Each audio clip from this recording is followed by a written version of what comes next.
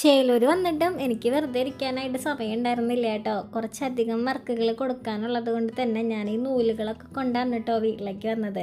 കഴിഞ്ഞ വീഡിയോയിൽ ഞാൻ പറഞ്ഞിട്ടുണ്ടായിരുന്നില്ലേ ആ ത്രെഡുകളൊക്കെ കൊണ്ടുവരുന്നുണ്ടെന്ന്.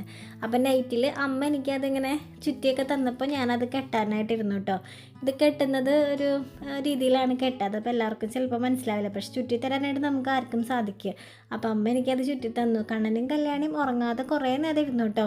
ഞങ്ങളന്ന് കിടന്നപ്പോൾ ഒരു 11:30-12 മണിയുടെ അടുത്തൊക്കെ ആയിട്ടുണ്ടായിരുന്നു. പിന്നെ കല്യാണി അച്ചാച്ചൻ്റെ അടുത്ത് കിടന്ന് ഉറങ്ങി. കണ്ണനാണെങ്കിൽ ഞാനും കൂടെ ചെന്ന് കിടന്ന് എന്നെയും കൂടെ ഉറക്കിയിട്ടൊക്കെ ചിലപ്പോൾ അവന് ഉറങ്ങുള്ളൂ കേട്ടോ. എന്നിട്ടും അവന് ഉറങ്ങണം എന്നുള്ളൊരിതൊന്നും ഇല്ല, ഞങ്ങളെ കൂടെ ഇങ്ങനെ ഇരിക്കുകയായിരുന്നു കേട്ടോ. ഞങ്ങളത് കെട്ടിയൊക്കെ കഴിഞ്ഞിട്ടും ഉറക്കം വരുന്നുണ്ടെങ്കിൽ പോലും കണ്ണൊക്കെ തുറന്നിരിക്കുക. അത് അവൻ അങ്ങനെ ശീലമായിപ്പോയി. ഞാൻ എടുത്ത് കിടന്നാലേ അവൻ ഉറങ്ങുള്ളൂ.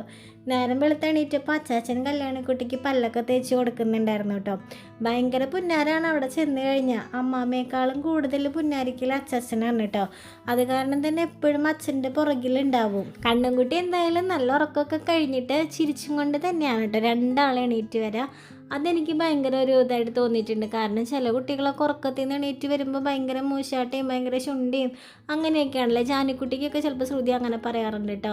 ഉറക്കത്തിൽ നിന്നൊക്കെ വിളിച്ച് എണീപ്പിക്കുമ്പോൾ ഭയങ്കര ദേഷ്യമൊക്കെ ചിലപ്പോൾ അവൾ കാണിക്കാറുണ്ടെന്നൊക്കെ. പക്ഷെ ഇവർ രണ്ടുപേരും ഒരു വാശിയോ ദേഷ്യമൊന്നും ഇല്ലാതെ ചിരിച്ചും കൊണ്ടാണ് കേട്ടോ ഉണർന്ന് വരാറുള്ളത്.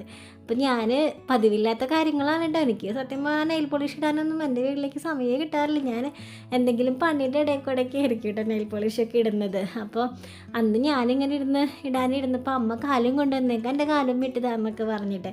അപ്പോൾ നോക്കിയപ്പോൾ എൻ്റെ അച്ചാച്ചൻ്റെ വക കല്യാണിക്ക് കയ്യിൽ മൈലാഞ്ചി ഇട്ട് കൊടുക്കൽ എന്തൊക്കെയാണ് കാണണ്ടേ. അപ്പോഴേക്കും പിന്നെ നമുക്ക് അമ്പലത്തിൽ പോകണമല്ലോ. രാവിലെ ഇഡലും സാമ്പാറൊക്കെ ആക്കിയിട്ടുണ്ടായിരുന്നു കേട്ടോ. അപ്പോൾ കണ്ണൻകുട്ടിയുടെ എല്ലാവിധ സാധനങ്ങളും ബ്രഷും എല്ലാം കൊണ്ട് വന്നിട്ട് നമുക്ക് ഇങ്ങോട്ട് വരാനൊക്കെ ആയിട്ട് അങ്ങനെ പല്ലൊക്കെ തേപ്പിച്ച് ഞാനപ്പോൾ ഇഡലി അരച്ചെടുത്തിട്ടുണ്ടായിരുന്നു കേട്ടോ. കുറച്ച് ചായയോ പാലോ എന്തെങ്കിലുമൊക്കെ ഒഴിച്ചിട്ട് ഒരു പൊടി പഞ്ചസാര ചിലപ്പോൾ ഇട്ട് കൊടുക്കും കേട്ടോ. അല്ലെങ്കിൽ ചിലപ്പോൾ എൻ്റെ മുഖത്തേക്ക് ആ സാധനം വരാനായിട്ടുള്ള ചാൻസ് ഉണ്ട്.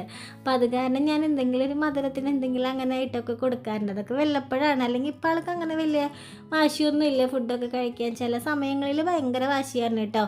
അങ്ങനെ അതൊക്കെ കഴിഞ്ഞപ്പോൾ ഞാൻ അയൺ ചെയ്യാനായിട്ടിരുന്നു. ബാഗിലൊക്കെ വെച്ച് കൊണ്ടുവന്നത് കാരണം ചുരിദാറൊന്നും അയൺ ചെയ്ത് കൊണ്ടുവന്നിട്ടുണ്ടായിരുന്നില്ല കേട്ടോ. അങ്ങനെ വേഗം ഒന്ന് അയൺ ചെയ്യാനൊക്കെ ആയിട്ടിരുന്നു കേട്ടോ.